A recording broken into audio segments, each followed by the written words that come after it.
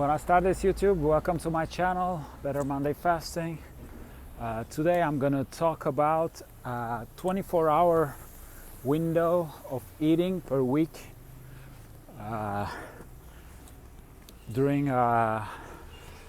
with a specific fasting pattern. Before getting started, I want to make it clear that nothing I share in this video or on the channel is medical advice. So please do your own research before making any important health-related decisions. Yeah, so if you've been following the channel lately, I've been on this fasting pattern, which consists of, on top of my 18-6 daily intermittent fasting, skipping 3 of the OMADs per week. So it means that I'm only eating 4 OMADs the entire week. So this is my third week doing that. So I've been skipping my meals on Tuesdays, Thursdays, and Saturdays. So since I've been fasting since 2016, naturally, like the 18-6 has become 18-6 intermittent fasting has become my I'm just gonna cross, has become my baseline. So I started not really considering that as fasting, and on top of that I'll do other fasts and everything. But lately I've been fasting quite sometimes, and I reduced my food intake to 4 OMADs. So what I realized is that my eating window during those OMADs is like 6 hours, more or less, and 4 times 6 is 24. So it's just another way to look at it. But I was like, wow, so in an entire week I only eat during 24 hours, and the rest of the time it's fasting. So we could say, it's like this guy is fasting for 6 days a week. In total, that's true. It's not a 6 days continuous fasting, obviously, but if we add the hours, it's like it's equal to 6 weeks. But then you also have to keep in mind that there's digestion. Like after every 4 meals I'm gonna digest, and sometimes I do fruit sessions. Like for example, like today I broke my fast with some electrolyte powder, lemon juice, and vinegar. Then I had a papaya, half papaya. So my window today will be probably a little bit more, maybe a little bit more than 6 hours because of the papaya. I just don't like to mix fruits with food and not eat fruits for as dessert. I heard that it's like it's not really good for the liver. I don't know it for sure. I heard it's not. It does like almost the same effect as alcohol. I don't know it for sure, but I've been separating, and it just works better. I'm less tired. If I I break my fast with fruits, and then I keep going with more salty stuff, and then I I keep everything in my 6-hour window. Sometimes I tend to feel more tired the next day. And if I separate the fruit, so I eat a little bit earlier. So, I mean, it could even be in my 6-hour window. Sometimes I do it, but just leave some time, as if the fruit was like a different meal. And so sometimes it changes, but like today I was just like, I just realized that. I'm like, wow, you've been, for the past 3 weeks, you only eat for 24 hours. I mean, how great is that? Like, I mean, I'm seeing the results. Like, it's I mean, productivity wise, it's amazing. It's just amazing. Like, on those days, I've already said it, but like on those days where we're not eating, it liberates a lot of time because we're not cooking, we are not doing dishes and all that. But it's not only that we're not cooking and eating. I mean, for example, like I mean, even the days I eat, then I'll play the guitar afterwards, and then I'll work a little bit more. But you feel like you're, intellectually, like your energy levels are lower. Whereas when you don't, you just keep going. I mean, it's not only you're gaining time, but the quality is better. And the next day, I mean, it's just like like last night I slept really well. I woke up with lots of energy, mental clarity. So until I'll be eating tonight, well, I had the papaya, but I still feel the mental clarity. So until dinner tonight, I'll still have a lot of stamina, And you do that 3 times a week, and it's just, it's huge.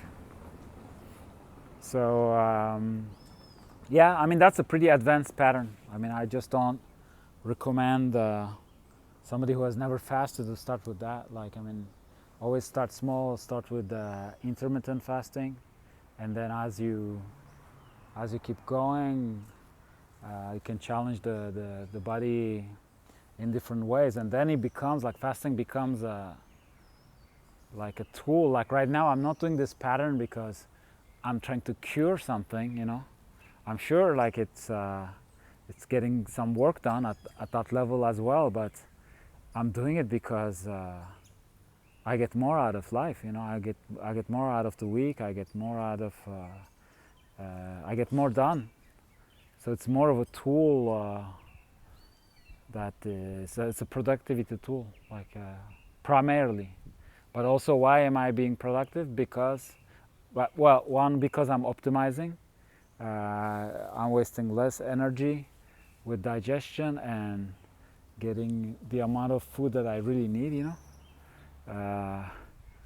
and also because the body is able to repair itself, then it can well, everything's functioning better. So since everything is functioning better, then I'm being more productive. So I wanted to share that that pattern with you. And so if you've already if you're already fasting and you have a certain level, you can consider it. I mean, the way I started with this one, it was like, I mean, I had my baseline, and then once in a while I will skip the OMAD. That's actually I started. It was also in 2017, 2018. For over a year, I think it was like 56 weeks. I will not eat on Sundays. That was my I will eat my last meal on Saturday and on Sundays, and I did it for that was part of the package. And on top of that, I will do like longer fasts and 3-day, 4-day. I did like several 7 days. I did 2 9 days, and in 2018 the longest I did was 18 hours. But for 56 weeks I was like bam bam bam, like fasting, and it would allow me to start the week fresh. And then with the experience I learned that, you know what, better, because like the thing is, like if you break your fast on Monday, well, you're still then you're still you still need to recoup, from the fast. And so yeah, I mean it does its thing. But then I was just like, what if I fast like Saturdays instead of Sundays? And that's what I'm doing right now. It's like Tuesday, Tuesday, Thursday, and Saturdays. And the cool thing about the Saturday fasting is that I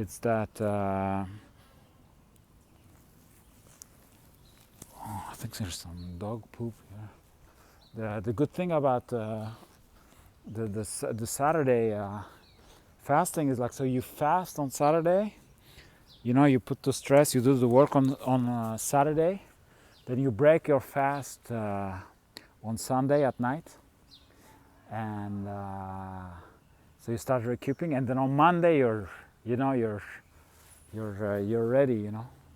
So that's a little. I mean, those are all things that are kind of personal, and it comes with the experience. Like more we fast, more we are gaining experience, more we can fine-tune those little things that are making the whole difference.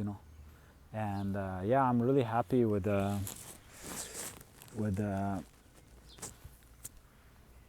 lately with my fasting. I mean, it's yeah, there's been some evolution, like, because I'm also fasting. I'm not dry fasting. I mean, dry fasting is the fast I did the most in life, but at the moment I'm not dry fasting.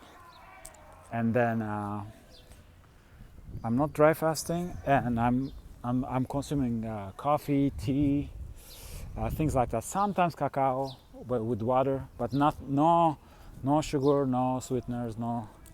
So like, you can say very low calorie water fasting, and so that's been like working really well, like, because I can be productive and I can socialize. So that's the I mean, by socializing I mean going to coffee shops to get work done. Yeah, I don't socialize that much. I mean, sometimes I even put on my to-do list to socialize, because sometimes I'm a very solitary guy, and sometimes I have to make an effort. But I go to the sauna. Sauna is a really good. I made lots of friendships at the sauna, because I mean, you're in there and you have to, and some people, they take their phone. I think it's horrible, but usually they don't. And so sometimes they have newspapers. So you're in there doing your sauna session, and so if there's another person, you talk. And the good thing about Paraguayans, they're very open. They like to talk, and they're interested, because it's not a tourist destination. So if you're a foreigner, it kind of makes them curious. They're like, oh, what are you doing here? And if you're Turkish and Swiss, and you lived in the U.S., it's an interesting package. So I made a lot of friendships at the sauna. Also, the coffee shops I'm going to, with the baristas. I mean, since before I kind of was a barista, and I wanted to open a coffee shop. So we have a common interest, So I talk with baristas, coffee shop owners. But lately it's been since I mean, to call a friend and go out, like I haven't been doing that much. Yeah, maybe work on it. I mean, it's just, yeah, it's, I mean, the whole scheduling thing, it's a little bit, I mean, in Latin America, usually people, like a lot of people, they're not very punctual, and also you got a schedule, and sometimes they change their mind and all that. So it's, for me, it's like, I mean, the to see someone, like, it's gonna take you some time already. You know, you have to block that time. But then it's like you have to get organized, like all your routine, to see that person. And if they cancel or they can't or they're late, like, then you're, you know, and yeah, like all week you have to carry that. Oh, I have to see so and so, like, and it's not work related. You know, it's not something that directly is gonna make the needle move forward. Like, so it's yeah, I'm a little. Well, lately I have such a good. I have such a good momentum that, you know, it gives me more. It gives me more energy, like, than going to socialize, like really just to socialize, you know. So yeah, it's like I'm doing like that James Clear habit stacking. I mean, socialize where you can, like, you already go, you know. And if it would dates and stuff, like, that's now what, like, from now on I do it like that way. Like, I do, you know, like at least you know, like, until knowing the person, yeah, include them in my routine, you know, like, be like, hey, I'll be at that coffee shop if you want to pass by. And I go there, like, with work, you know. And if the person doesn't show up, then I can keep going. And if they show up, like, I put my focus on the conversation. Yeah, it's way better. Like, it's just, and then if the person enters your life, then, you know, hopefully it will work out. But that's something also, like, I've been very. I mean, it's a small problem, but when you live in Latin America, but you don't really, like, you're kind of off ground in a way, because your financial resources, they don't come from here, so you're not fully integrated to society. And so what's happening is that so for certain things you're here, so it's all chill, hey, tranquilo. But then your work, I mean, you know, when I do freelance job, there's no, like, hey, cool, man, like, there's no deadline. You can, you know, deliver whenever, and it's not like that. So it's a bit, it makes you a little schizophrenic, you know, like, because it's, you know, like, you live in one world, like in the digital world, where you have to be very, very professional, very punctual. I mean, the other day I had a meeting with my manufacturer at 1. I mean, the guy, I mean, we both connected at 12:59, you know, and had the meeting, super efficient, and, you know, in 25-30 minutes, then bye, you know, like, it's just, it's great. It's just, so it's been kind of like something that I've been experiencing, is like, you live in a world where everything is, like, kind of slow, and if we cannot do it today, we do it tomorrow, and administration wise and all that. But then your work, you have to be, you know, in US or European standards, like more US, and and yeah, that's kind of difficult. Also with the deadlines. I mean, sometimes like I'll have deadlines, and I'll be in Guatemala. I'll be in places where there's like electricity shortage, the internet is not working. I mean, even in Guatemala, I purposefully find a hostel that had a satellite satellite internet connection just to be able to work.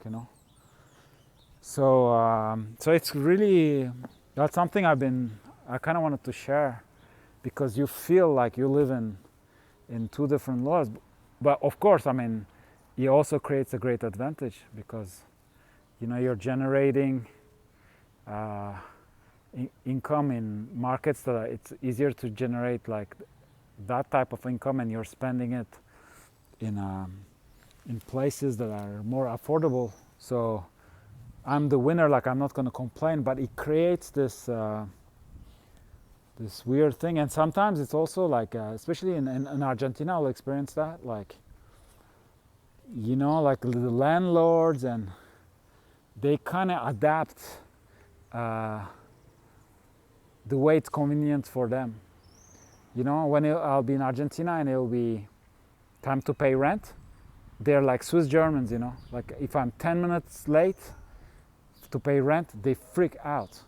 But then when I, like the fridge has a problem, like I tell them, and they're like, oh, we're in Latin America, tranquilo, and that's not fair. That's not, it's like, and also with the prices, and like, for example, like Argentina is pretty affordable place.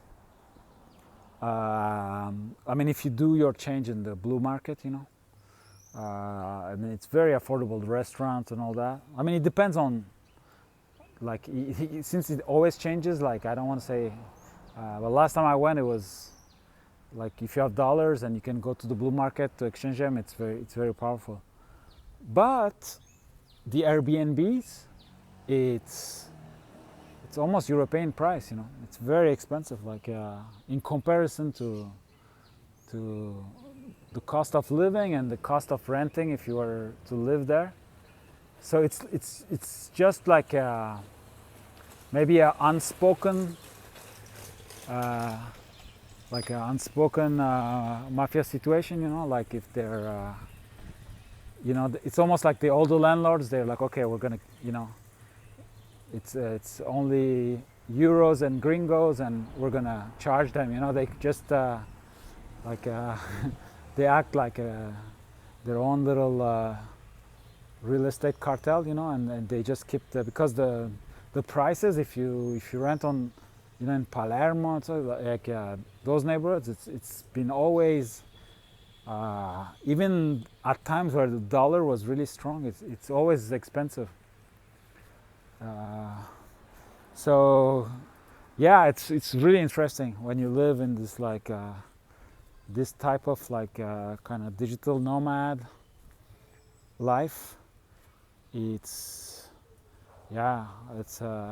because my professional life and creative life, it's everything is on, like everything is with the mindset of optimizing and getting things done and stuff, and there is an ecosystem that allows it, like, because you work with people on Fiverr, they're like that. I mean, the system makes it that it's like that. So you're doing business, you have like you work a lot with the US and stuff, so there's the culture of how to get work done, and since I've lived there like over 10 years, like I'm familiar with that culture. So in my little bubble, like it's very, it's very 2024. But then as soon as I step out, yesterday I went to so I'm doing so I got my residency permit, but now I'm trying to get my cedula, and to get my cedula I need a there's a card for foreigners, plastified, it's like a driver license. So I need to get that, and also I needed to go to the police to show that I really live here, and that they have to sign something, and then their boss has to. So the first thing was like, so we went to the police station, and one officer took the paper and he's like, the boss is not here, but he'll come tomorrow. So they're like, come back tomorrow and we'll have it signed for you. So we go back the next day, and he wasn't ready, He's yeah, he forgot, and so but he said, yeah, like I think one of the officers said like, I think he's having lunch or something, and so the lady helping me out took a police officer in her car to get the paper signed. So they get the paper signed, and then we go to. So I think it's Interpol, or it's in the same building. It might not be Interpol, but it's in the same building, I think, to get that card for foreigners, And we get in there, and they're like, no, we cannot do it because the company issuing the cards, like the physical cards, I don't know, they went out of business, or they didn't deliver the cards, or. So the lady was like, for 4 days we are not able to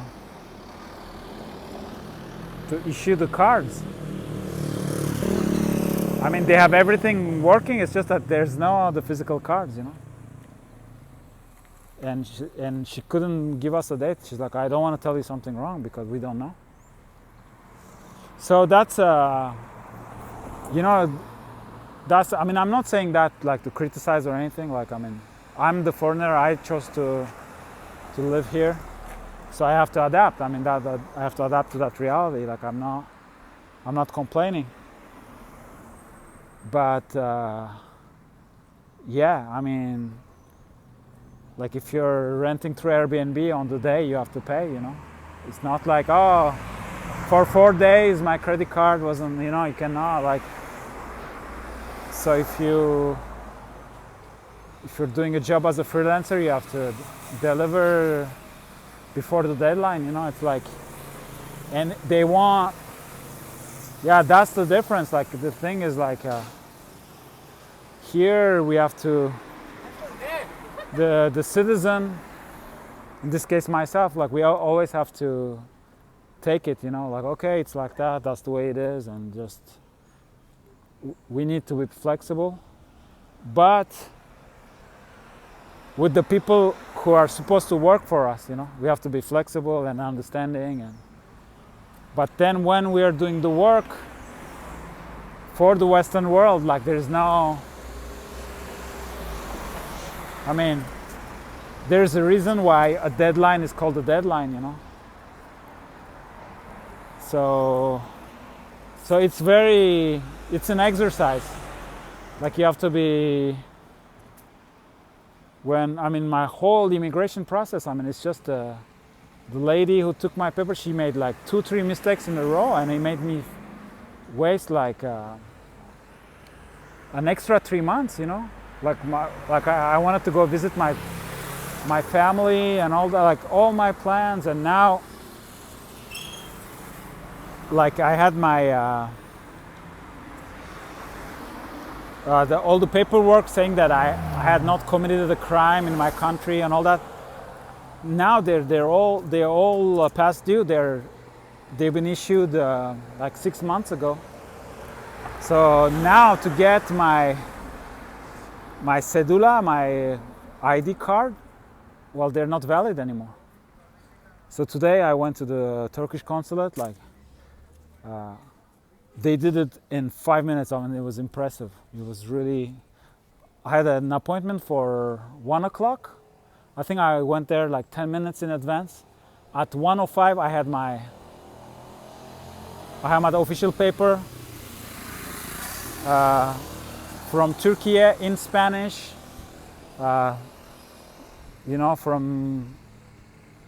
the minister, I think it's Interior Affairs. It's just like, like the paperwork that shows that you haven't committed the crime, But I had to now I had to, since I'm a dual citizen, now I have to order one from Switzerland, and they want a paper sign, so I have to send it with the DHL, because in Latin America, like the regular mail almost doesn't work.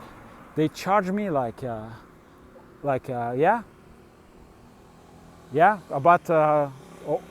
almost over $100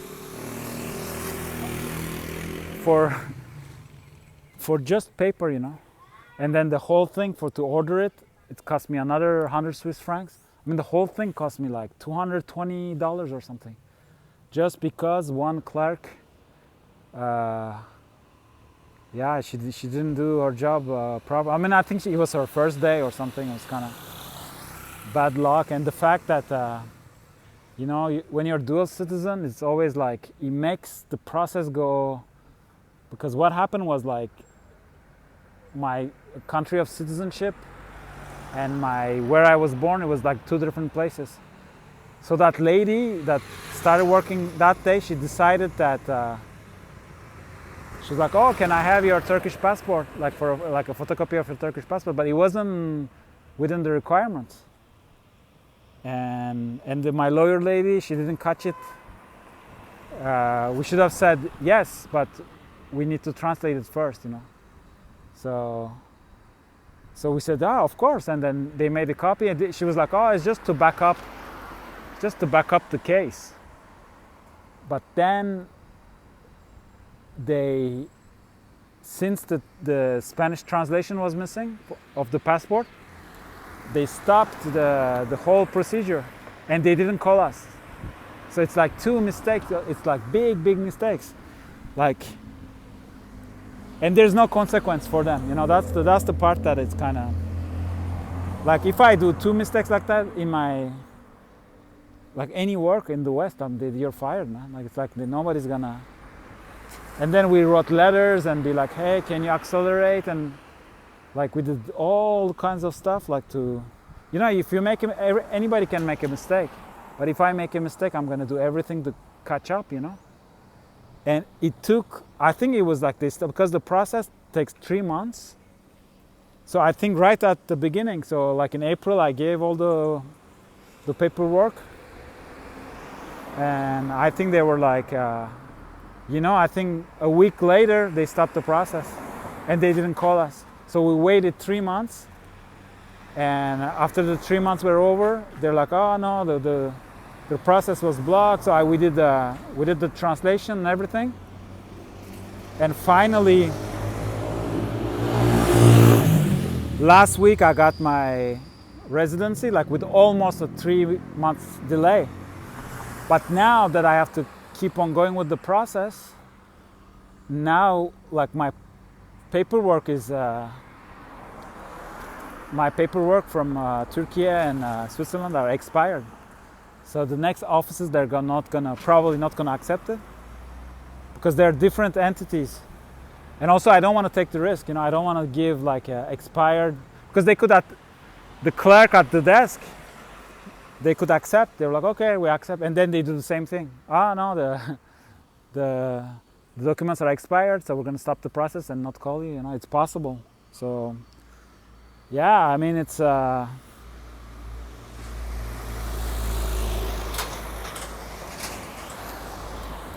But again, I mean, it's not to complain. I mean, there's so much. I'm sharing all this like more like to share like my psychology, like for somebody like me living that life. I mean, of course, there's the huge advantage.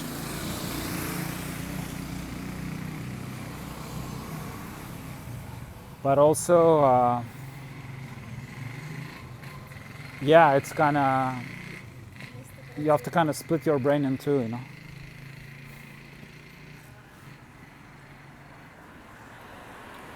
have to kind of, you're the one who has to adapt.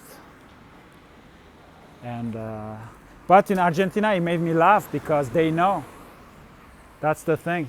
Like they know, I mean, at least certain people that I met there, they kind of know how it is. How it works in the West. and they also know how it works in Latin America. So depending on the situation, they pick and choose. Like it happened to me once in maybe it's an Italian thing. Yeah, there was my team Trabzonspor. They were playing in Italy, so I wanted to buy a ticket for the game, and somehow, because I was from Switzerland, so it's a big. I'm not going to give the name of the club, but the Italian club. But somehow they charge me more. Like, it's like, oh, he's from Switzerland, like he must be rich. So, I mean, all this was like within the system, like the system. Where do you want us to ship your tickets? To Switzerland. Okay, so it's so that's that's a ripoff. That's it's like a flexible, like that's flexibility that advantages you. So yeah, in Argentina, I felt that it's really like when you have to pay rent, it's very strict. They're very punctual. But when you need something, we're in Latin America, chill, yeah. So yeah, for the past 8 years, that's always been something, but I take it in a way that, it makes you stronger, You have to be smarter, it makes you stronger because you have to adapt. You have to adapt you have to adapt to the situation and know where people are coming from, like to have empathy, to be like, okay, this is I'm in this country, here things work that way, I'm working for that company that is in that country. I have to be, like you have to kind of be smart in that way. And it's just almost another accident. Hola, ¿cómo estás?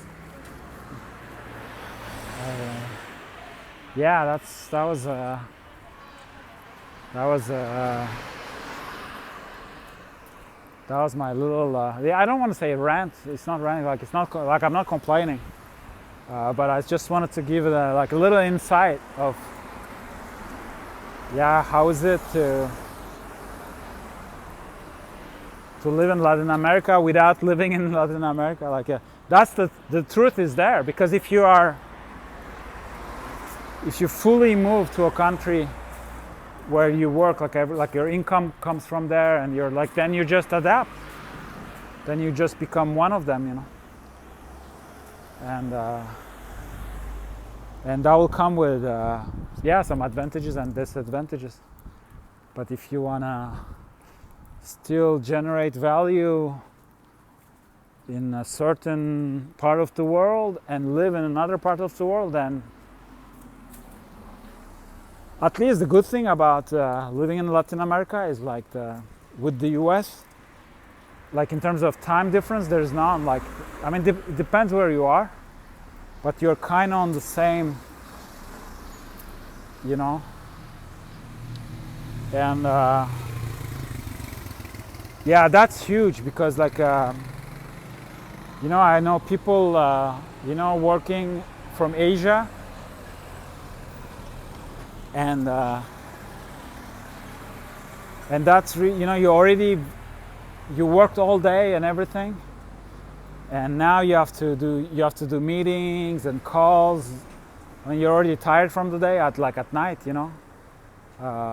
to catch up with the US. So that's I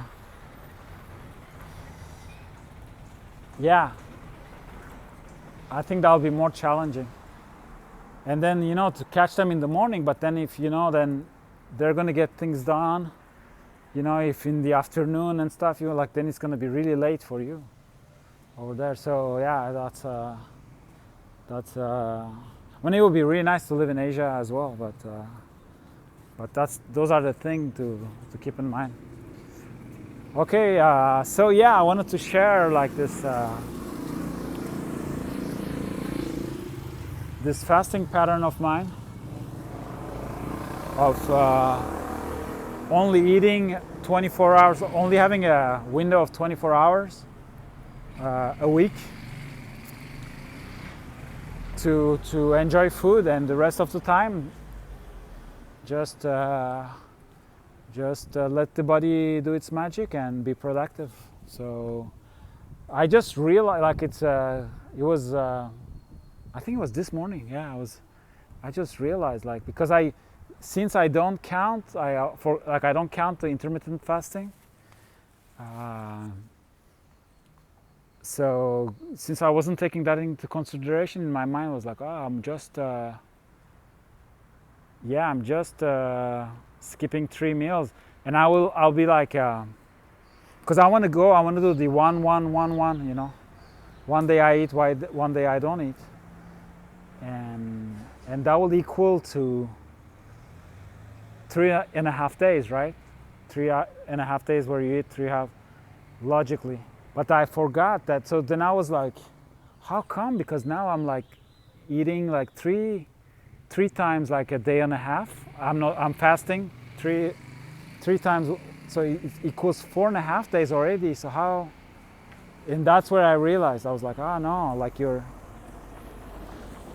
doing the math wrong, because even the days where I'm eating, I'm skipping 2 meals. So then I was like, wow, like 6 times 4 times 6 hours, 24 hours in a whole week, like when you allow yourself to eat.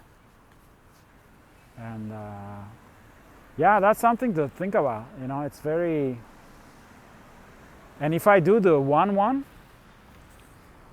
I think I'm going to keep going like that with the skipping 3 OMADs. It's my 3rd week. I'm going to keep going for a while and see how I feel.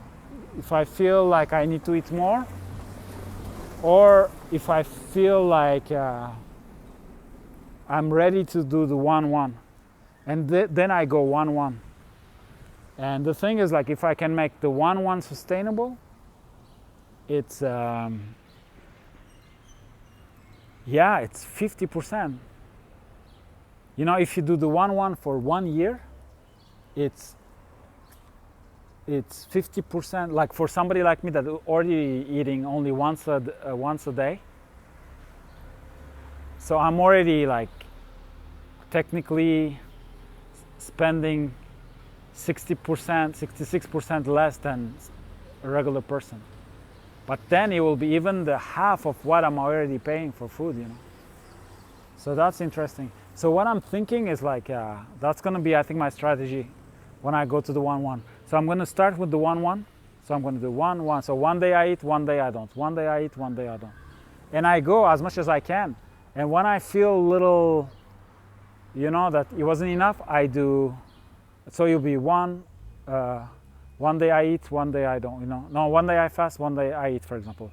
So it will be eat, fast, eat, fast, eat, fast, eat, fast, eat, fast, eat, fast, eat, fast, eat, fast, eat.